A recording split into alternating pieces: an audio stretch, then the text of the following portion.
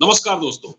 उम्मीद है आप ठीक होंगे। आगे बढ़ने से पहले आपसे एक निवेदन है कि जो भी व्यक्ति मेरा चैनल देश या दुनिया के किसी भी हिस्से में देख रहा है, उससे अनुरोध है कि वो चैनल को सब्सक्राइब कर ले, वीडियो को लाइक करे और इसे ज़्यादा से ज़्यादा दोस्तों में शेयर करें, तब लोगों को ये बात समझ में आएगी। और आज मैं जिस मुद्दे पर आपसे बात करने जा रहा हूँ, वो एक बड़ी हृदय विदारक घटना थी, जो कि हाथरस में हुई, उत्तर प्रदेश के हाथरस में। हाथरस हाथरस और अलीगढ़ आसपास में ही है। हाथरस उत्तर प्रदेश का एक प्रमुख शहर है और हाथरस के बारे में कौन नहीं जानता। लेकिन ये जिला अचानक एक घटना के बाद, एक बड़ी घटना के बाद चर्चा में आ गया। और ये घटना जो थी वो थी भगदड़। भगदड़ मची वहां। एक सूरजपाल जाटव, एक बाबा जो कि पुलिस से रिटायर हुआ, और फिर उसने एक बाबा जी का चोला ओढ़ा और उसके लाखों अनुयायी बन गए देखते देखते। और उन अनुयायियों में, अगर मैं ये कहूं, अगर मैं ये गलत न कहूं कि अखिलेश यादव भी है, तो ठीक नहीं होगा। अखिलेश यादव उनको अपना गुरु मानते हैं और उनका एक वीडियो भी सोशल मीडिया पर वायरल हुआ, जिसमें अखिलेश यादव बाबा के जयकारे लगाते दिख रहे थे। हालांकि अखिलेश यादव ने बाद में इससे मुद्दा बनाया, और क्योंकि बीजेपी ने इस मुद्दे को उठाया था, इसलिए उन्होंने बीजेपी को ये चेतावनी दी कि अभी तो आप उत्तर प्रदेश में इतनी कम सीटें ला पाए, अगली बार इतने भी नहीं मिलेगी। बहरहाल, ये तो हुई बात उनके अनुयायियों की। अच्छा, उनके अनुयायियों का एक बहुत बड़ा वर्ग है।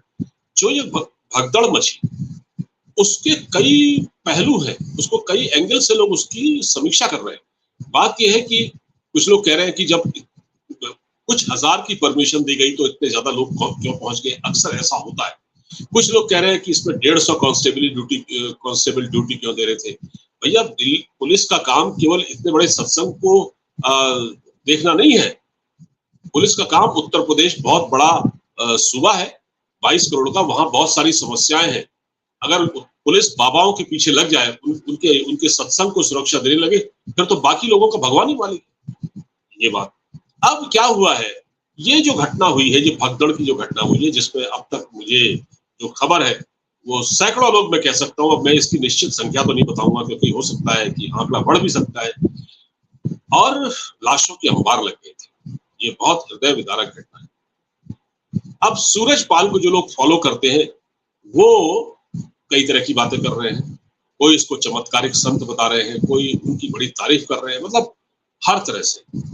अच्छा, हिंदुस्तान में एक रिवाज है, जब भी कोई मतलब इस तरह की घटनाएं होती हैं तो वो सुर्खियां बन जाती हैं। जैसे कि इलाहाबाद के कुंभ में भगदड़ मची। भगदड़ की घटनाएं अक्सर इस देश में होती हैं, इसमें से एक और जुड़ गई। अब ये दरअसल भगदड़ की घटना ऐसे वक्त हुई है जब उत्तर प्रदेश में 10 सीटों पर उपचुनाव है। जो लोकसभा चुनाव हुआ उसमें 10 सीटों पर चुनाव नहीं हो पाया। अब उस 10 सीटों पर उपचुनाव है। राजनीतिक दल इसकी तैयारी में जुटे हुए, और ये घटना ऐसे समय हुई है, वो भी उत्तर प्रदेश में, और वो भी दलित समुदाय के लोग जो इस बाबा के फॉलोअर थे, उनका मारा जाना। तो ये अपने आप में एक बड़ी खबर बन गया। अब जाहिर बात है, जहां वोट होंगे दलितों के, वहां वोट बैंक तो नेताओं का होता ही है। तो अब मैं देख रहा था कि राहुल गांधी हाथरस पहुंच गए, और हाथरस पहुंच के उन्होंने लोगों के जख्मों पर मरहम लगाने की कोशिश की, कुछ लोगों के साथ सेल्फी भी खिंचवाई। तो अब राहुल गांधी वहां गए तो उन्होंने एक बात कही। उन्होंने कहा कि मैं इस मुद्दे पर राजनीति नहीं करना चाहता। अब मेरी बात थोड़ा सा समझिएगा। उन्होंने कहा कि मैं इस मुद्दे का राजनीतिकरण नहीं करना चाहता, मैं इसको सियासी नहीं बनाना चाहता। लेकिन फिर राहुल गांधी ये भी कह देते हैं कि मैं इस मुद्दे को संसद में उठाऊंगा।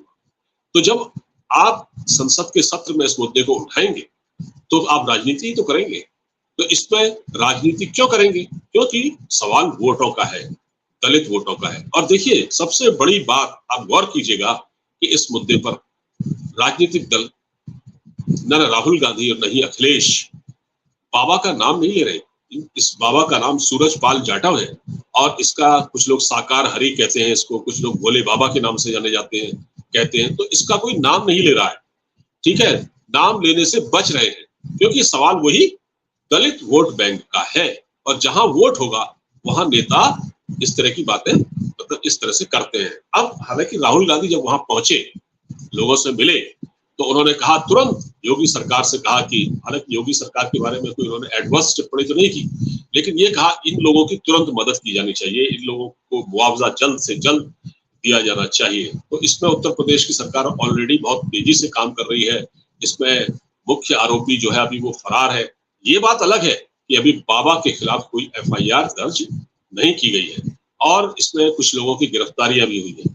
लेकिन ये मुद्दा ऐसे समय सामने आया है जब उत्तर प्रदेश में 10 सीटों पर लोकसभा का उपचुनाव। अब आप इससे समझिए कि ये, थोड़ा सा पीछे जाइए आप, कि कुछ समय पहले आपने लोकसभा के सत्र में देखा कि राहुल गांधी ने हिंदुओं को हिंसक बताया, कहा कि हिंदू हिंसक है और बार बार हिंसा हिंसा करते हैं। हालांकि राहुल गांधी के इस वक्तव्य की बड़ी आलोचना हुई। उसके अगले दिन या उसी दिन शायद ये भगदड़ की घटना हो गई। तो ये घटना, भगदड़ की ये घटना होना, अचानक इतने बड़े पैमाने पर लोगों का मारा जाना, बेकसूर बेगुनाह लोगों का मारा जाना, गरीब लोगों का मारा जाना, और दूसरी तरफ आप लोकसभा का उपचुनाव, आप इसको जोड़ के देखिए तो इसमें आपको जरूर कोई ना कोई साजिश नजर आती है। और ये मैं नहीं कह रहा हूं, ये उत्तर प्रदेश के मुख्यमंत्री योगी आदित्यनाथ भी इस बात को कह चुके हैं कि इस घटना के पीछे बहुत बड़ा सोचा समझा षड्यंत्र है। अब बात यह है कि अब इसमें क्योंकि देखिए दलित वोट बैंक इस वक्त, क्योंकि उत्तर प्रदेश में समाजवादी पार्टी एक बड़ी पार्टी है और राहुल गांधी का वहां जाना, तो उससे कहीं ना कहीं, कहने को तो समाजवादी पार्टी के नेता भी राहुल गांधी के साथ थे, लेकिन वहां राहुल का इस तरह से पहुंचना, उसको मीडिया कवरेज मिलना, मतलब अखबारों की सुर्खियां बनना, चैनलों की हेडलाइन बनना, ये सब था। तो इससे कहीं ना कहीं अखिलेश को लगेगा कि राहुल यहाँ आकर कहीं ना कहीं उनके वोट बैंक पर सेंध लगा रहे हैं, उनके वोट बैंक पर सेंध लगा रहे हैं। और देखिए कुछ लोगों ने, आपको याद होगा, कहा था, जो जानकार लोग हैं, जो पॉलिटिकल पंडित हैं, राजनीति के पंडित हैं, जानकार हैं, विश्लेषक हैं, उन्होंने तो पहले ही कह दिया था कि समाजवादी पार्टी ने उत्तर प्रदेश में कांग्रेस के साथ गठबंधन करके अपने पैर पर कुल्हाड़ी मारी। तो ये कांग्रेस के लिए एक बड़ा अच्छा अवसर है। जिस प्रकार राहुल गांधी को वहां पर गए और उन्होंने लोगों से बातचीत की, हालांकि उन्होंने कहा कि मैं इसको राजनीति इस पर नहीं करूंगा, लेकिन फिर ये कह दिया कि मैं संसद में इस मुद्दे को उठाऊंगा, तो ये राजनीति तो आप कर ही रहे हैं।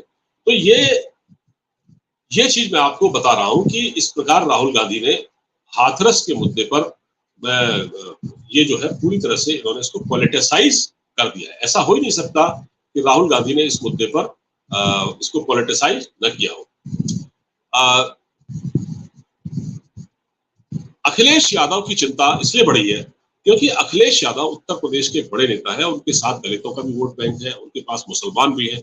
और सबसे बड़ी बात मैं आपको बताता हूं कि इस बाबा हरि, जो भोले बाबा जिसका ये सत्संग या जो भी समारोह, सत्संग जिसको कह सकते हैं, वो चल रहा था, तो इसके बारे में ये बताया जाता है इसके मुसलमान भी भक्त हैं, मुस्लिम अनुयायी भी बाबा साकार हरि के अनुयायी हैं। तो आप ये देखिए, दलित वोट बैंक और मुस्लिम वोट बैंक, और मुस्लिम वोट बैंक है समाजवादी पार्टी। तो इससे कहीं ना कहीं राहुल जिस प्रकार वहां पहुंचे, लोगों को सांत्वना दी, उससे अखिलेश यादव के चिंता, अखिलेश यादव के माथे पर चिंता की लकीरें आ गई होंगी और उनको ये लग रहा होगा कि राहुल गांधी हो न हो मेरे वोट बैंक पर असर डाल सकते हैं, मेरे वोट बैंक पर अपना प्रभाव डाल सकते हैं। तो अब मैं आपको इस बाबा के बारे में थोड़ा सा बता देता हूं। ये जो बाबा है, इसकी सुरक्षा 3 चक्र में रहती है और इनको कहते हैं कि छूना भी मना है। और इसके ये जो है ना, ये क्या कहते हैं, इंग्लिश बड़ी अच्छी बोलते हैं, इंग्लिश बड़ी अच्छी बोलते हैं। और इसमें इनके जो आश्रम है वो कहाँ है मैं आपको बताता हूँ। उनके आश्रम है कानपुर, नोएडा, ग्वालियर और मैनपुरी। कानपुर, नोएडा, ग्वालियर और मैनपुरी। मैनपुरी तो आप जानते हैं समाजवादी पार्टी का अपना गढ़ है, तो वहां इनका अच्छा खासा, मतलब इनकी अखिलेश यादव से अच्छी हुआ है। और जिस प्रकार अखिलेश यादव इनसे मिलते रहते थे, और इनके अखिलेश यादव का एक वीडियो भी वायरल हो रहा था, जिसमें वो बाबा के समर्थन में कुछ बोल रहे थे, जयकारे लगा रहे थे। बस थोड़ा उसका ऑडियो कम था तो मैं सुन नहीं पाया था, लेकिन वो कर रहे थे तो बाबा के समर्थन में, क्योंकि देखिए इनके पास एक बड़ा वोट बैंक होता है, और जिस बाबा की इतने लाखों में फॉलोइंग हो तो वो तो भीड़ इकट्ठी कर सकता है, और वो ये कह दे कि आपको फला आदमी फला पार्टी को वोट देना है, आपको राहुल गांधी को वोट देना है, या आपको समाजवादी पार्टी को वोट देना है, तो लोग उसके पीछे चले जाते हैं। और इन बाबाओं के जो भक्त है ना, ये इनके अंध भक्त होते हैं। इस प्रकार के जो भक्त होते हैं, जो कम पढ़े लिखे भी होते हैं, वो अंध भक्त होते हैं, और वो इस प्रकार से वोट डलवाते हैं। जैसे आपने देखा होगा, जो हरियाणा में बाबा गुरमीत सिंह राम रहीम, वो भी जिस पार्टी के पक्ष में कह देता है पब्लिक उसको वोट डाल देती है, वोटर उसके पीछे चला जाता है। तो ये लोग दर्शक, ये लोग अपने इनके जो फॉलोअर्स होते हैं वो वोट बैंक की राजनीति, मतलब उसको चुनाव को प्रभावित करते हैं। ये बाबा अपने आप को कोई किसी को छूने नहीं देते। इनके 3 स्तरों पर अंगरक्षकों से, बॉडीगार्ड से घिरे रहते थे। इनके बॉडीगार्ड गुलाबी, भूरे और काले रंग के कपड़ों में होते हैं। अब आप सोचिए इनका कितना बड़ा ऑरा है, एक पुलिस में ये हेड कांस्टेबल थे, और हेड कांस्टेबल के बाद ये एक बार जेल में भी बंद रहे किसी केस में, और फिर जब ये बाहर आए तो बाहर आके फिर ये इन्होंने लोगों को प्रवचन देना शुरू कर दिया, और अपने अपने भाषणों, अपने प्रवचन में ये सामाजिक न्याय की बात करते हैं, सामाजिक न्याय। तो आप ये समझ लीजिए कि मायावती जब सत्ता में आई 2007 में, लोग कहते हैं कि जब 2007 में मायावती उत्तर प्रदेश की सत्ता में आई, तब इस बाबा की जो रसूख था इसका, वो काफी बढ़ गया। अब क्योंकि देखिए जब नेताओं का हाथ होता है ऊपर से, और ऊपर से ये दलित समुदाय से भी आते हैं, तो मायावती के शासनकाल में इनकी ताकत काफी बढ़ गई थी। इन्होंने 2000 में, साल 2000 में हेड कांस्टेबल पद से ये रिटायर हो गए। तो अब आप इससे अंदाजा लगा लिए कि इनके राजनीतिक दलों से इनकी जो नजदीकियां हैं वो कितनी ज्यादा है। पुलिस महकमे से इनको बर्खास्त कर दिया गया था, रिटायरमेंट इन्होंने नहीं लिया था, इनको पुलिस महकमे से बर्खास्त कर दिया था। और जब ये जेल में रहे, उसके बाद किसी केस में रहे, पकड़े गए तो जेल में हुए, तो जेल से छूटने के बाद उन्होंने ये सब काम शुरू कर दिया। तो जैसा कि मैंने आपको बताया कि मायावती जब सत्ता में आई 2007 में, तो बीएसपी के सत्ता में आने के बाद से ही भोले बाबा की ताकत बहुत बढ़ गई, और कई बड़े बड़े नेता इनके साथ मंच को साझा करते रहे। और ये बातें जब मैं आपको बता रहा हूं, तो इसमें आपको ये जरा भी शक नहीं होना चाहिए, जरा भी इसको आप समझिए कि क्यों राहुल गांधी इस घटना के बाद पीड़ितों से मिलने गए।